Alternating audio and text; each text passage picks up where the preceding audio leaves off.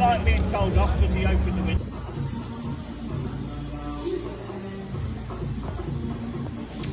Wel, dyma ni yn Weriniaeth Dominica. Mae'n 32 gradd a mae'n braf iawn yma, ond mae'n rhaid i gyfaru, so well gyda i bod yn Birmingham ar nos o'r oer, achos mae Wrecsam yn chwarae yna heno, wrth gwrs.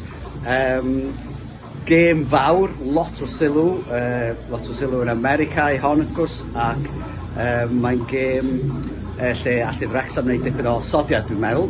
Da ni ar frig y tabl, felly does am pwysau, diolch yn ddiwedd y byd os da ni'n colli.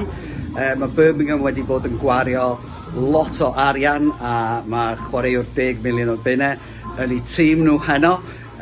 Mae Wrecsam di enwi tîm cry, yr un tîm a chwaraeodd yn erbyn Ramwythig, ond mae'r fainc hefyd yn gry iawn, Andy Cannon yn ôl, Mullin a Fletcher yn ffit hefyd, a mae gen ni Mendy yn ôl a Revan, felly lot o opsiynau os da ni eisiau mynd yn ymwysodol tua'r diwedd y gêm.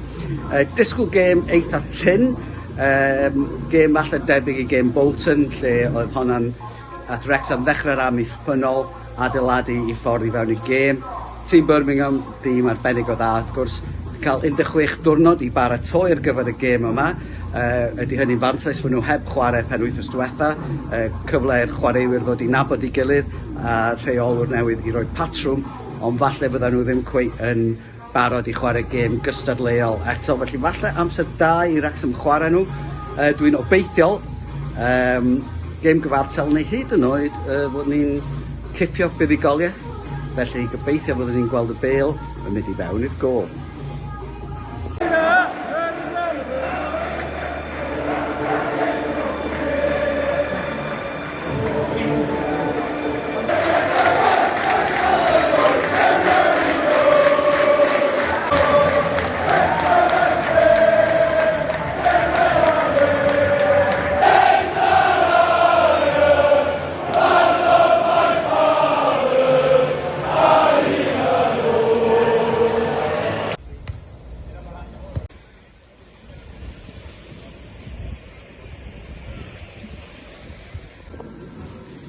Hanner amser, Birmingham 1, Wrecsam 1, a dydy melltith gwobr rheolwr y mis ddim wedi taro Jurassic Park i eto, ond mae yna hanner anodd o'n blaenau ni. Wrecsam yn dechrau'n arbennig o dda ac yn sgorio ar ôl cwbl o funudau. Cornel gen Tom O'Connor ôl gwaith da, gen Barnett ar y dde, a Jack Marriott yn rhoi y bêl yn y rhwyd ac yn cadw ymlaen efo'i ddechrau da fo i'r tymor. Wrecsam wedyn chwarae'n arbennig o dda am chwarter awr, yn cadw'r meddiant, torf Birmingham yn dawel iawn, a Wrecsam yn edrych yn llawer mwy peryg na Birmingham. Wedyn, yn anffodus, oedd yna chydig bach o gangymeriad gen Arthur y Cwonco yn y gôl, yn gadael i'r bêl fynd yn ôl allan wrth o arbed ergyd yn lle wthio fe'r ochr, a Jay Stansfield, chwaraewr dros 10 miliwn Birmingham yn rhoi y bêl yn gefn y rhwyd yn gôl gyntaf o.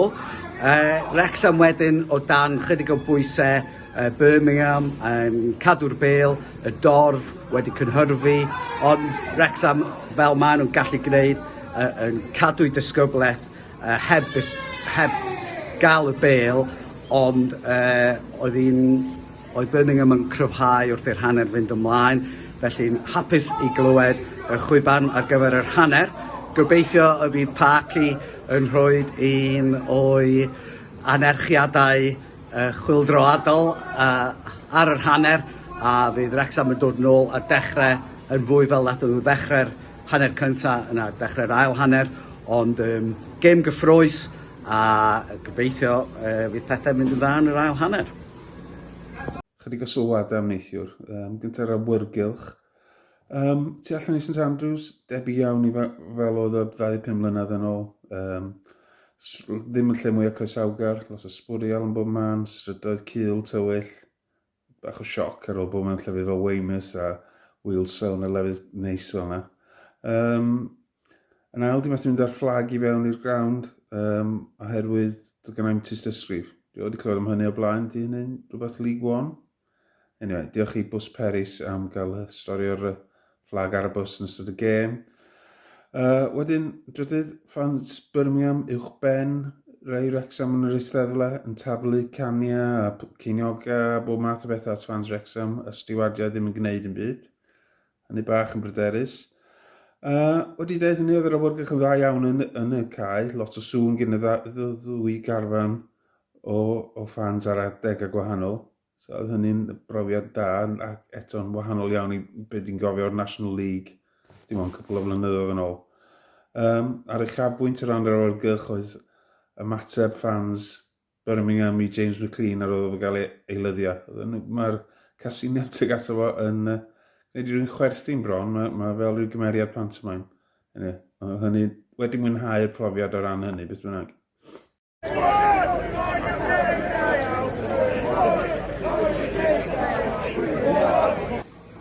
Birmingham 2, Wrecsam 1, ac oedd dechrau arbennig o dda gan Wrecsam. Sgori'r gyntaf, chwarae'n am chwarter awr. Birmingham yn dod mwy a mwy fan i'r gêm.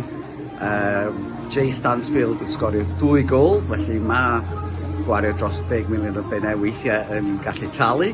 A ddim yn perfformio gwych gan Wrecsam ar ôl chwarter awr yna. Birmingham yn rheoli meddiant. Wrecsam yn mynd tu ôl am y tro cyntaf tymor yma, a ddim rili di dangos lot o atebion i fod tu ôl. Ddim yn gallu cadw'r meddiant tan 10 munud chwarter awr ola, Mewn dod ymlaen, cerbyn coch i Birmingham, a Wrecsam yn dechrau cael chydig mwy o feddiant, ond dim wir yn bygwth, a Birmingham yn gwbl haeddiannol o'i buddigoliaeth, a mae'n dangos fod gwario dros 30 miliwn o bunnau i dîm oedd yn y gemau ail chwarae yn y banc campwriaeth llynedd tan i nhw benderfynu roi swydd i Wayne Rooney. Bod mae safon yn gallu dangos ar brydiau. Wel, cwpl o sylwadau ar ôl gêm nos Lyn. Fach po fi wedi mynd, oedd hi'n awyrgylch anhygoel rili. Rwy'n yn teimlo bod nhw wedi stepio fyny cyngrefn neu ddwy, oedd yn teimlo fel bod ni'n fwy big time na dyn ni wedi bod yn ddiweddar. A oedd yn ffantastig ar ôl 3 munud, yn amlwg gol gynnar, ond canlyniad teg ar y cyfan.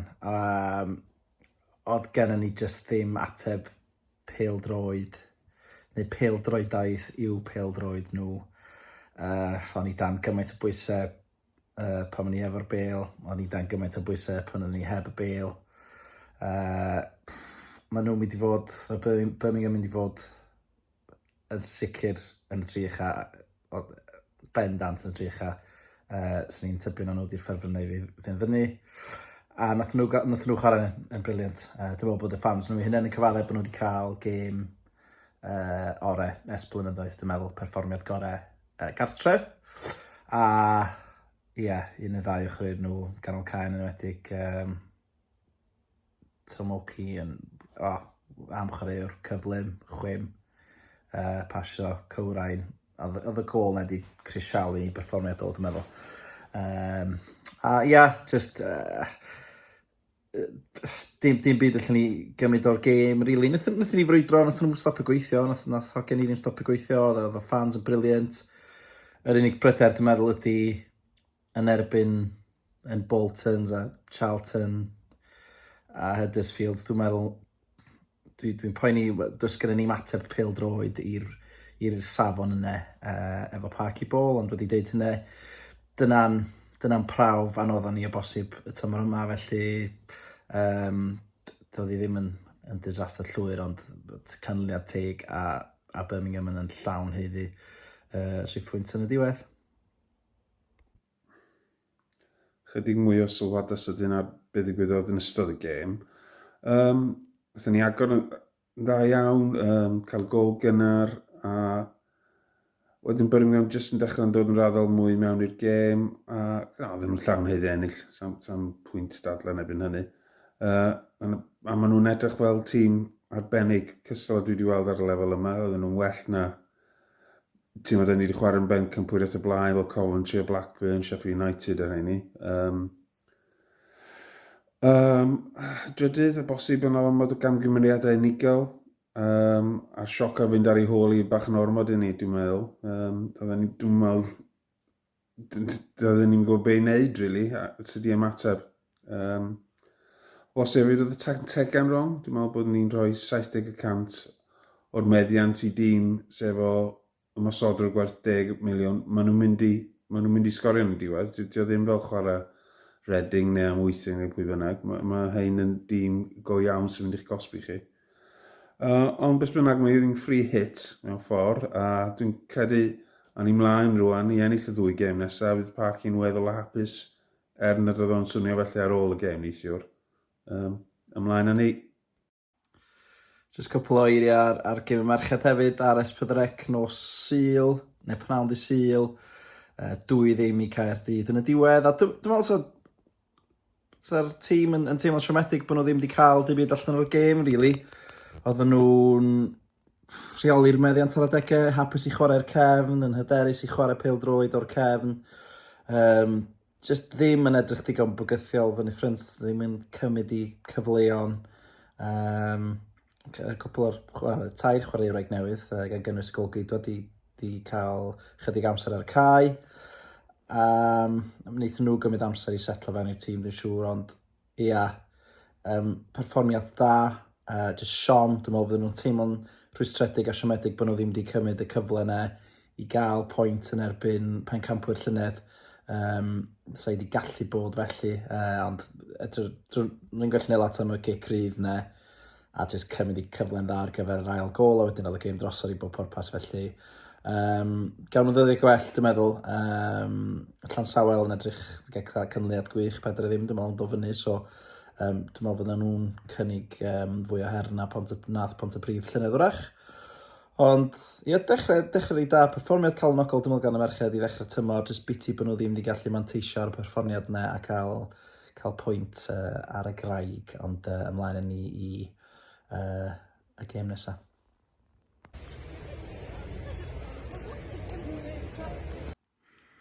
Crawley, gêm nesaf, adre, nôl ar y cae ras. Dwi'n meddwl bod eisiau bownsio nôl fel maen nhw'n deud o'r canlyniad yn erbyn Birmingham. Sa'n nhw'n siomedig, ond gwybod bod nhw wedi cael gwers peldroed, really. Oedden nhw'n dim da iawn, chwaraewyr da iawn. A dwi'n meddwl fydd Wrecsam yn awyddus i chwarae peldroed gorau ar y cae ras. A mae game Crawley'n dod ar amser da. Dyn nhw'n wedi cael dechrau ffantastig i'r tymor, yn amlwg yn dod fyny.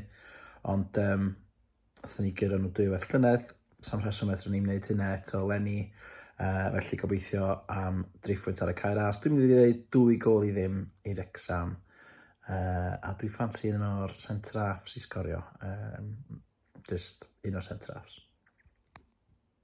Ond wedi deud hynny, ar ôl 6 gêm, mae Wrecsam dal ar frig y gyngrair i chwarae 1 gêm y fwy na chydig o'r tîm eraill.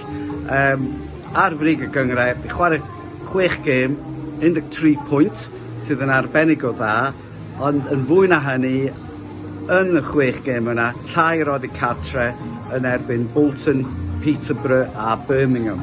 Felly mae rhaid i ddweud bod y dechrau wedi bod yn arbennig o dda, a mae gen i gêm yn erbyn Crawley dy Sadwrn, 3 pwynt ar gael yn y gêm yna, fel oedd ar gael yn y gêm heno. Felly mae'n bryd i gael yn ôl ar y ceffil, ac edrych ymlaen a ambell i gwestiwn i'r tîm i ateb, ond yn gyffredinol mae o wedi bod yn dechrau arbennig o'r dda i'r tymor a ymlaen ac i fyny, fel da ni'n dweud.